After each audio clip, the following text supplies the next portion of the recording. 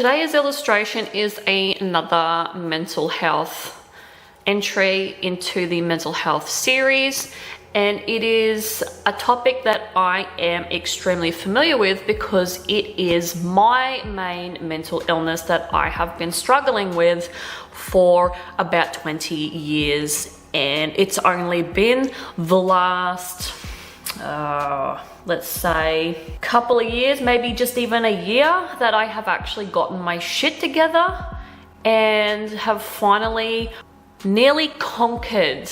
I wouldn't say, it's probably not the right terminology, but I have been able to live with it and push it aside as best I can. Even though I know it's there, I can push it aside and I can live my life, and that has been due to medication. I rebelled against medication for a very long time, but because I had a bad experience with it. When I was 16, they put me on this one drug that made me vomit all night, and I was actually seeing lights in my eyes and it was pitch black. So I swore to myself that I would never ever take that stuff again, but I ended up the last probably 2 years now, probably a year and a half, I have been on Lexapro, and it's been the best thing that I have been on. It's been the best thing that has happened to me because it pushes all my dark thoughts away, and it helps me sleep, it helps me function, and yeah, I'm happy that I started taking it. And what actually really pushed me to start taking it was when I left my job. As you guys know, that I used to be an IT technician. I did that for 14 years, but the job was depressing me and it's not what I wanted to do anymore. I wanted to take a more artistic route with my life. I felt as though art was my calling. It was something that I needed to do. So that job really just made me very depressed, made me very anxious. I would get up in the morning and I would cry driving to work. Like, it was not a good feeling. And when I did leave that job, I got better, but I wasn't better enough to the point that I was happy with. So I made that decision to start taking antidepressants.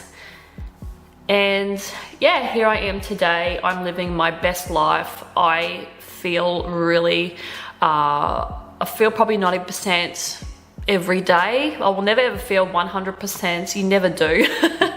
But yeah, everything is just so much better. So with that being said, let me get to what today's mental illness is. And I have pre-drawn it because I wanted to sort of take a bit of time with it, and it is quite a long, like, it's not a large piece, it's not a very detailed piece, but I wanted to sort of take my time with it and just sketch out a few things. So let me show you. There's a few bits that have to be cut, and I will show you yeah, when it's finished, what it's going to be looking like. But basically the idea of this piece is we have 3 rooms in, say, like an asylum or like a mental institution. I know this doesn't sound really wonderful, but you know, stick with me. I just wanted to get the point across of anxiety. So this is anxiety, and we have the 3 main ones. The 3 biggest things to do with anxiety. We have generalized anxiety, we have the social anxiety, and we have the panic disorder. And I have all 3 of these. I will stop talking now and I will start painting, and then I will go through each of these on my experiences with anxiety. Today I've decided to use my Faber-Castell watercolor palette, my squirrel hair mop brush in the size 2, my what's this one called? Pro Art size 6 for more detail. Actually, I might even bring my Mott Marty detailer in, and obviously the liners. So let's get to this now. So generalized anxiety is the first one here in the illustration, and the feeling you get with generalized anxiety is, well, you have it every day, and it's a feeling that you're unsettled, you are ungrounded, and it's something that lasts for 6 months or more, and you feel like that basically every day. And my experience with it is, like, every day I always thought that something was going to kill me, I was going to die, I was always on edge, and like I didn't know what was around the corner, and I was always thinking of these horrible thoughts of what if, and like I was even scared to go to sleep. Like, this was back in the very early, sort of late teens, early 20s. I was even afraid to go to sleep because I was afraid I was going to die in my sleep, and that's what happened. And but the funny thing with that is that when I would go to sleep and I'd wake up in the morning, I would wake up and my heart would be just instantly racing, and I'd have this horrid feeling come over me, like just dread feeling, and then I would actually crave for that peace in between awake and like falling asleep. That in between period where you're sleeping, I would crave for that because I was at peace. I didn't feel that anxiety, that unsettled, ungrounded feeling. And that's what I portrayed with this monster in the first illustration, in this room where he is just sitting there, just feeling awful. So he's just looking up, just going, oh my God, I hate this feeling. And the reason why I didn't continue a body down is because sometimes when I was going through this, I'd feel like my body was not there. Like, I'd feel like I wasn't in myself, and it's quite a horrible sort of feeling to feel. And I end up putting like an aura around this monster with some pearlescent paints to represent the ungrounded feeling that you feel like you're just sitting above your body and you're just not feeling grounded in yourself, which is what causes that horrible on edge dread feeling all the time, that you're just not quite aligned in your body. And it's just a horrible feeling. And I've had that a few times throughout my life. The last time I had general anxiety for about 6 months was a couple of years ago. And that's the last time I had it, and I haven't had it since. I've been a lot better since I've been on the medication anyway, and it's really grounded me and made me feel a lot better. So this monster's got the belt around him to sort of signify like a little bit of like a military kind of style, to say he's a battler, he's not going to give up. And that's how I was. I was not going to give up. I was going to fight this thing, and I was going to get over it.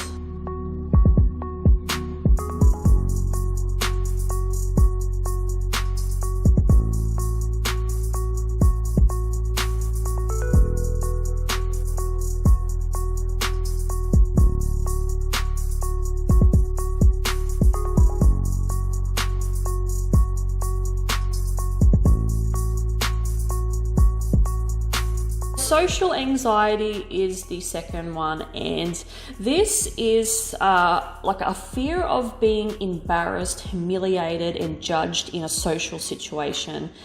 And I never like talking to people. Like, if I had to go into a situation where I had to talk to strangers, I'm still like that now. If I have to go somewhere where there's people that I don't know, I don't go. it's really hard to motivate me to go. And yeah, you get these horrible feelings, like you get these scenarios that go through your head like, oh my God, what happens if I embarrass myself? What happens if I die in public, if I vomit, if I shit myself, if I piss myself? Like, this is what goes through your head, and you're worried that people are going to, just judge you and go, oh my God, this chick's crazy. Like, it's a very, very, once again, it's not a very good feeling. I always felt anxious, like I couldn't escape. I would always drive everywhere. I'd take my own car when I would go to parties. And if someone offered to take me, I'd be like, no, I need my security blanket. I need to know that I can escape and I could go home at any time when I'm in a social situation. Even when I was little, I would always get my mum to tell friends that just rocked up out of the blue on the doorstep of my house that I wasn't home or I was sick. So they would go away. Even when people that I know, I run into them, they come to town and they want to visit me, I will find excuses not to see them. It's not because I don't like them, obviously. It's because the social situation frightens the absolute hell out of me and I just don't want to do it. I can't do it. So yeah, that's what social anxiety is all about. You don't like going near people and you don't like talking to strangers, and even people you know, even your friends. Sometimes you don't even want to see them because it's that social situation that you can't escape from, or they'll think you're afraid they'll think you're an idiot. So I portrayed in this illustration the fact that this person is on the bed, not wanting to look at these people who are just looking upon her and judging her for all these things that she thinks that they're judging her about, even though they're not. They're just wanting to like speak to her. But this is how it feels. It feels like these dark eyes are on you and they're just tearing you apart.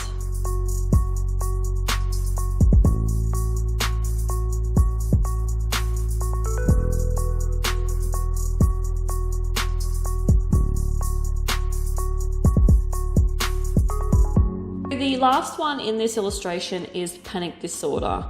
And a panic disorder is an overwhelming fear that just wells up from your stomach and it moves up into your chest, and it feels like you've just got no control, and it feels like you're going to die. Your heart starts to race. I would get tingling in my arms and my legs. I'd get dizzy. I'd feel like I was going to pass out. I was going to die. And I felt like I was not real, like I was not in my body, like I was not living this life. It's horrible. Another horrible feeling to have.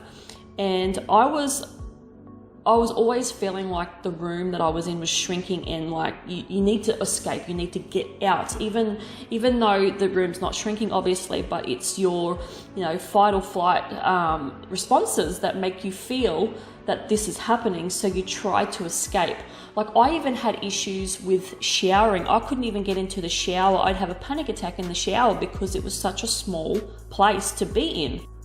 I would have panic attacks in the car because I felt like I was being restricted, like the inside of the cabin was shrinking. I would have to pull over and put my head in my lap to stop the panic. One thing I learnt with panic attacks is you just let them happen. Don't ever try to fight a panic attack.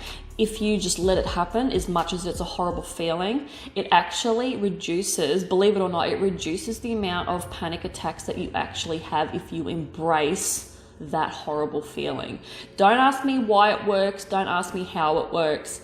It's just a known fact, and I have experience with that. The little creature that is like, he's busted a hole in the wall and he's wanting to get out because the wall, it looks like the ceiling is coming down and restricting him. He feels like it's coming in and it's suffocating him. So he's busted out the wall and he needs to get outside to breathe. So that's what I'm portraying, and that's what all that blue light is coming out, is the light from outside, and he's getting that air in that he thinks that he needs.